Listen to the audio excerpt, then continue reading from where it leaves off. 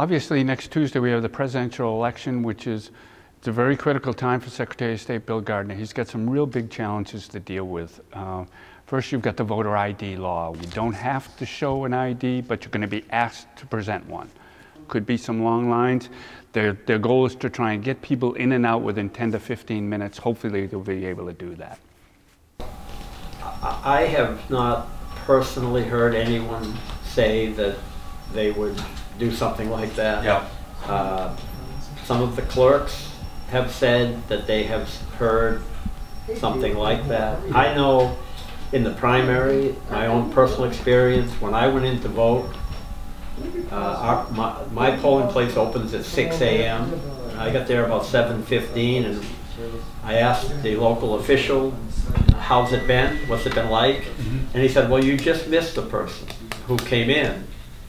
And when he was asked for the ID, just said, no, I'm not showing an ID, and I'm not voting. The number of people that did not show, individuals didn't show IDs, was a little over 12,000. And since the total turnout was a little under 200,000, that's about 6.3%. Right. And I would expect that in a primary, there would be fewer people who would not have photo IDs, because primary voters tend to be people who follow, yes, who are more involved in the process, and they read newspapers. Sure. They're interested. So I would expect that that number would be higher in a general election, and certainly in a presidential election.